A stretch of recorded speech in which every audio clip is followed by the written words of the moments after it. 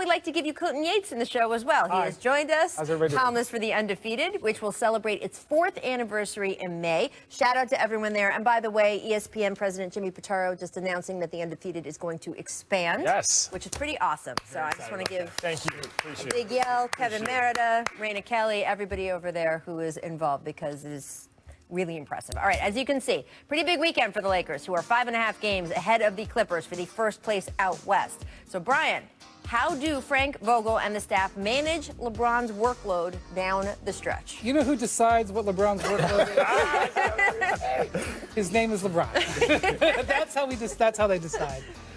He likes to play. He doesn't want to sit out games. He has had that groin injury act up a few times.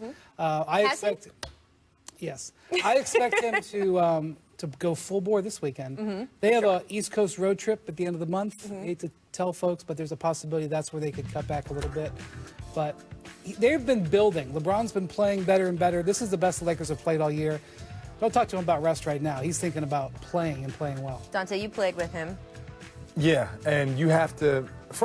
I played for Frank and I played with LeBron, right? And they do a great job of communicating both people. So you find a plan that works for him, find out where he wants to be, because his rhythm is a big thing coming down the stretch. But he also loves to play basketball, right? So he wants to be involved in games. He doesn't want to sit down. So you just find that sweet spot, game here, game there. He's definitely when he's not going to play the last game of the year. So you'll just find a couple games for him to take off and just be able to keep his body together. Yeah, and they have a back-to-back-to-back. Yeah, we got in April because of the Clippers. Because of that rescheduled Clippers-Lakers game? I don't he ain't going to play all 3 of those. Well, you can sit him out fourth quarters. Yeah. Right? Well, that's what I was going to say. Yeah. Good luck to you. My bad. I looked this up because I wanted to know the numbers. He's Yes. played in 14 games this year where they had a 20-point or more lead in the fourth quarter. That seems like a lot, just to me. And he's played 86 minutes in the fourth quarter, which they had a 15-plus lead. I think that's an obvious place to cut back, just based on looking at that. And I don't know what the plan is for his body or how he feels about that. But those numbers both seem like they could go down, and the Lakers wouldn't suffer a whole ton.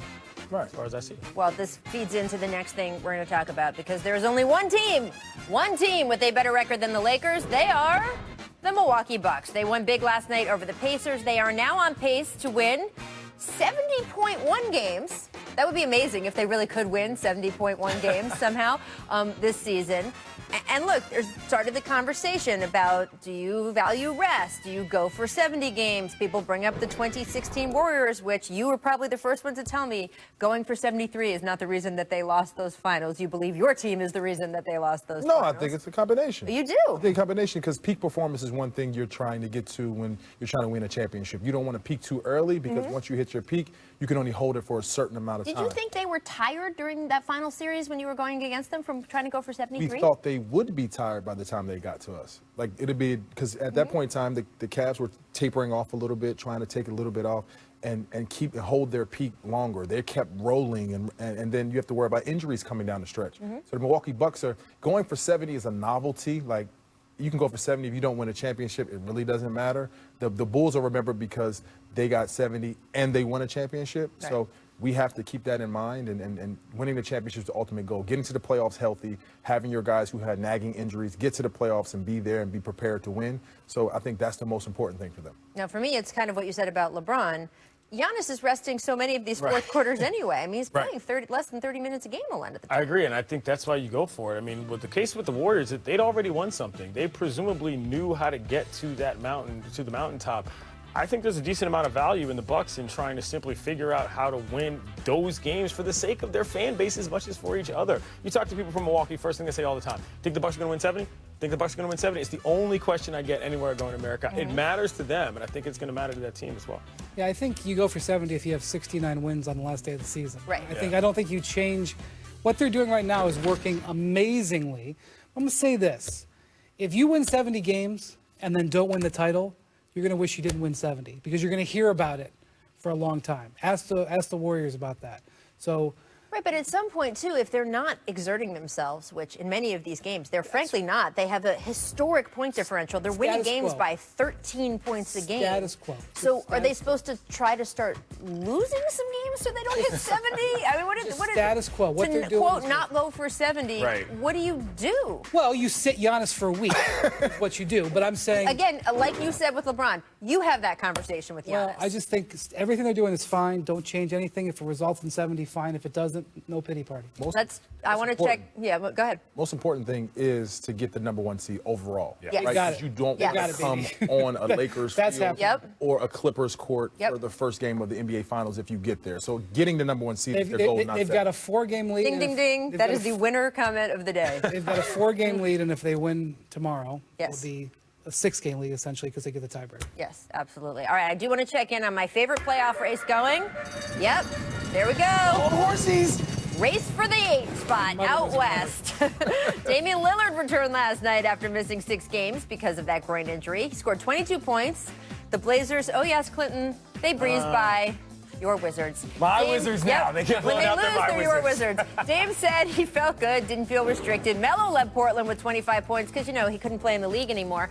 Meanwhile, in Brooklyn, the Grizzlies blew out the Nets by 39. We saw them dancing earlier. The scoring load shared between nearly every player who got on the floor. So with the win, Memphis kept its lead 3.5 games ahead of Portland and Sacramento for the final playoff spot out west. And the Pelicans are all the way at the bottom of that because we had enough room on the screen. But I got to tell you, they're now 5 games out with only 20 to play. Should people stop doubting the Grizzlies? I was never doubting the Grizzlies for what it's worth. I thought the Grizzlies were the team in this spot, but I think that for a lot of people, look, Ja is the truth, but the Ja versus Zion thing isn't really a fair comparison when we're talking about whether or not the Pels are going to get back to the playoffs. There are too many games back. And I think that the way that the Grizzlies have applied themselves, again, this team, they're so much fun. You guys talk about them dancing on the sidelines and all this other stuff. They are an actual good basketball team, not a team that is still trying to get back to what they could be. I think the Grizzlies are going to take this, and I don't think it's going to be that close for probably those 2 teams on the outside. Sacramento. They had a 4-game lead at the All-Star break. They came out of the All-Star break and had some injuries and lost 5 in a row. That was reason to doubt them. They lost 5 in a row. Guess what? They've got a 3.5-game lead. They lost no ground with that losing streak, and that was just because the teams behind them didn't take advantage of it. And the Blazers, you know, they had injury to Lillard, but look where they are now. They're in a great situation. Dante, the Pelicans do play some of those teams above them, so they will have the chance to try to create those windows from. So the Grizzlies have the 2nd hardest schedule in the NBA going forward and the hardest in the West. I'm more worried about that Portland Trailblazers team who has veterans, who have people that want to prove something, who have a dangerous guy who's moved mountains before in Damian Lillard. Like that's a team that could do some damage as an 8 seed. I think the Grizzlies, if they get in as an 8 seed, they'll be happy to be there with that young core. Won't have any experience to be able to pull off a first-round victory or make somebody nervous. But I think the Portland Trailblazers would be the team that you kind of don't want to see as an 8 seed because they have a go-to guy that can take over a series by himself. I could deal with a little Melo LeBron first-round series. That'd be fine. I think that could be fine. Can we have a DC moment, a Yes. DC area moment here? You know, there is one team in NBA history that with 20 games to go, being 5 games back, made it into the NBA playoffs. Do you know what team that was? I do not. Those were your 1996 Washington Bullets. Didn't they lose that series by a total of 8 We're not points? talking about that, Clinton. Coming up, we will discuss where this rookie-sophomore class compares with the all-time greatest back-to-back draft classes of all time. This is going to be fun. Wait till you see these lists. And here's what the Jump recommends.